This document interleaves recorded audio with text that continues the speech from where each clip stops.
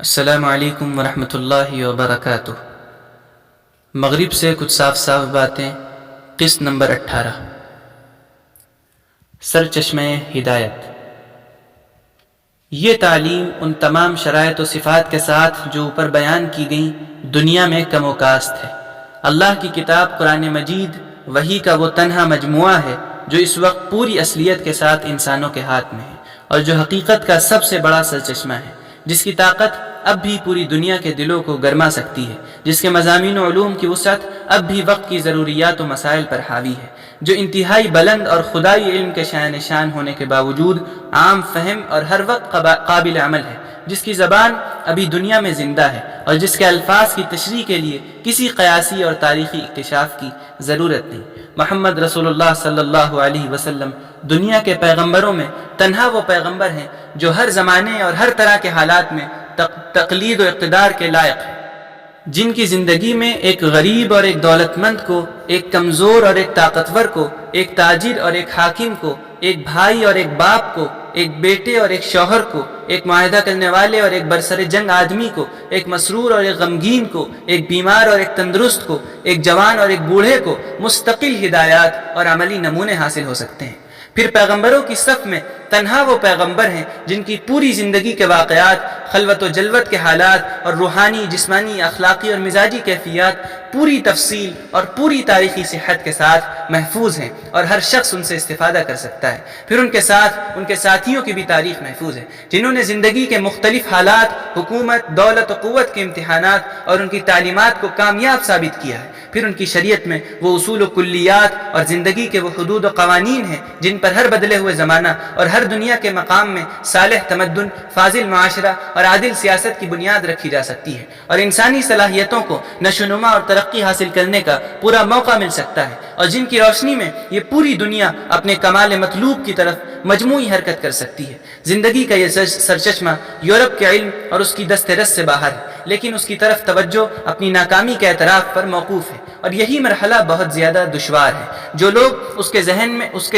اس کے اجتماعیات اور سیاست پر قابض ہیں، وہ پوری قوموں کو تباہ کر سکتے ہیں، پورے ملکوں کو خاک کا ڈھیر بنتا ہوا دیکھ سکتے ہیں، سارے عالم کو روحانی کوفت، قلبی بے اطمینانی، جسمانی تکلیف اور معاشی پریشانیوں میں گھرا ہوا دیکھ سکتے ہیں۔ وہ اپنے مذہب کو اپنے خنجر سے خودکشی کرتے ہوئے اور انسانیت کو سسکتا ہوا دیکھ سکتے ہیں، مگر اپنی غلطی کا اعتراف اور اپنے دیوالیہ ہونے کا اقرار نہیں کر سکتے۔ وہ نسخے پر نسخہ آزما کر مرض کے بجائے مریض کو ختم کیے دے رہے ہیں، مگر طبیب حاذق کی طرح اس سے رجوع کرنے سے عار محسوس کرتے ہیں۔ ان کے حلق سے نہیں اترتا کہ دنیا کو ہر علم و فن کی کتابوں سے بھر دینے اور کائنات کے اسرار فاش کر دینے کے بعد وہ صحرائے عرب کے ایک امی کی طرف کس طرح رجوع کریں جس کو کاغذ پر لکھنے کی صنعت اور لکھے ہوئے حروف کو پڑھنے کا فن نہیں آتا۔ اس انانیت و تکبر کا نتیجہ یہ ہے کہ انسانوں کی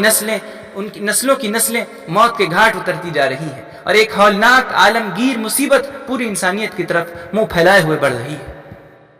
ایشیا کے جو ممالک یورپ کے نقش قدم پر جا رہے ہیں، ان کا مستقبل یورپ سے زیادہ تاریک ہے۔ ان کے پاس اس وقت مذہب کی وہ اخلاقی اور روحانی طاقت نہیں ہے جو خواہشات کے منہ زور گھوڑے کے منہ میں لگام دے سکے اور اس کے نفس کی ترغیبات کا مقابلہ کر سکے۔ پیغمبرانہ تعلیم کا جو ذخیرہ ان ملکوں میں تھا اور جس نے اپنے زمانے میں بڑا کام کیا تھا اور انسانوں کے دل و دماغ اور اخلاق پر بڑا اثر ڈالا تھا، وہ ہزاروں برس گزر جانے اور لوگوں کی بے احتیاطی سے اپنی طاقت کھو چکا ہے،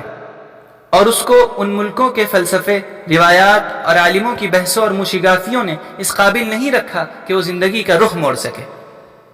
اور صحیح روحانیت اور اخلاقی طاقت پیدا کر سکے۔ دوسری طرف انہیں یورپ کا سیاسی شعور اور شہریت کا احساس بھی نہیں جو ان کی زندگی میں نظم و یکجہتی پیدا کرے اور ان کو ادنا درجے کی بد اخلاقیوں اور بے نظمیوں سے بلند رکھے۔ غلامی نے ان میں 20 اخلاقی و اجتماعی عیوب پیدا کر دیے ہیں اور سوسائٹی کو اخلاقی اعتبار سے بہت کمزور اور کھوکھلا کر دیا ہے۔ ادھر دنیا کے سیاسی حالات کے نتیجے میں اخلاقی تربیت، ذہنی انقلاب اور سیرت کی تعمیر سے پہلے ہی ان پر آزاد اور وسیع حکومتوں کی ذمہ داری پڑ گئی ہے۔ اس کا نتیجہ یہ ہوا کہ ہزاروں اخلاقی عیوب ابھر کر سطح پر آ گئے، اور جو خرابیاں چھوٹے پیمانے پر تھی بڑے پیمانے پر ظاہر ہونے لگی ہیں۔ چور بازاری، منافع خوری، اعزا نوازی، رشوت ستانی، غبن، خیانت، بیجا پاسداری، تنگ نظری، جلد سے جلد اور زیادہ سے زیادہ دولت مند بننے کی ہوس، اور اس ضمن میں ہر طرح کے جرائم کا ارتکاب زندگی کے نمایاں پہلو ہیں جنہوں نے صدہ قسم کی مشکلات پیدا کر دی ہیں۔ لیکن یہ مستقل امراض نہیں بلکہ ایک مرض کی علامتیں ہیں، اور وہ مرض زندگی کی حد سے بڑھی ہوئی محبت اور پرستش ہے۔ جب افراد یا قوموں کو یہ مرض لگ جاتا ہے تو سلطنتیں برباد ہو جاتی ہیں، قومیں غلام بن جاتی ہیں، بھائی بھائی کا گلا کاٹتا ہے، باپ بیٹے کا پیٹ کاٹ کر اپنی دوزخ بھرتا ہے، ماں بچے کو اپنی خواہش کے لیے بیچ ڈالتی ہے، ملکوں کو سستے داموں میں فروخت کر دیا جاتا ہے۔ اس مرض کا علاج آسان نہیں، انتظامات، نئے نئے قوانین، کڑی نگرانی، سخت سزا، کوئی چیز اس سلسلے میں کارگر نہیں۔ ماہرین تعلیم بھی اس مطلب کے لیے کچھ زیادہ موزوں نہیں، وہ صرف اپنے مقصد کو حاصل کرنے کے لیے ذرا مہذب طریقہ اختیار کر لیتے ہیں، لیکن ذہنیت اور اخلاق میں گہری تبدیلی ان میں سے کسی چیز سے پیدا نہیں ہوتی۔ اس کا علاج ایک اور صرف ایک ہے، اور وہ ہے خدا کا خوف اور آخرت کی زندگی کا یقین۔ یہ خوف اور یقین دنیا کے قدیم سے قدیم فلسفے، بہتر سے بہتر شاعری اور مؤثر سے مؤثر تاریخ پیدا نہیں کر سکتی۔ یہ دولت دنیا کو ہمیشہ پیغمبروں نے عطا کی ہے، اور اب بھی انہی کے خزانے سے مل سکتی ہیں۔ دنیا کے کان میں ہر قیمت کا ہیرا اور اس کے بازار میں ہر مطلب کا سودا ہے، لیکن ایمان و یقین اور اس کے نتائج صرف پیغمبروں کا فیض ہے۔ ہر ملک میں بڑے اونچے اونچے فلسفے، بڑی اعلیٰ اعلیٰ اخلاقی تعلیم، زندگی کے بڑے کامیاب گر، شرافت و مردانگی کے بڑے مؤثر مثالیں، ایثار و قربانی و وفاداری کی بڑی شاندار روایات ہیں۔ تاریخی جلسوں اور بین الاقوامی مجلسوں میں ان کا تذکرہ کرنے اور ان پر فخر کرنے میں کوئی حرج نہیں۔ ان کی حفاظت ایک قومی سرمایہ کی حفاظت ہے، اور حکومتوں کی فرض شناسی ہے کہ وہ انہیں ضائع ہونے سے بچائیں۔ ادیبوں، شاعروں، مصنفوں اور مورخین کے لیے یہ بڑا قیمتی ذخیرہ ہے جس سے ان کو ضرور فائدہ اٹھانا چاہیے۔ لیکن زندگی کے بھاری بھرکم گاڑی کے پہیے کو گھمانے کے لیے اور اس کو اخلاق و اصول کی نازک پیڑی پر چلانے کے لیے علم و حکمت کے نازک اشارات اور درویشوں کی پھول سی باتیں، میٹھے بول اور فلسفے کی گہرائیاں کافی نہیں۔ اس کے لیے اس پیغمبر کی طاقت درکار ہے جس نے آج سے 1300-1400 برس پہلے انسانیت کی گاڑی جو صدیوں سے دلدل میں پھنسی ہوئی تھی نکالا تھا، اور پوری طاقت سے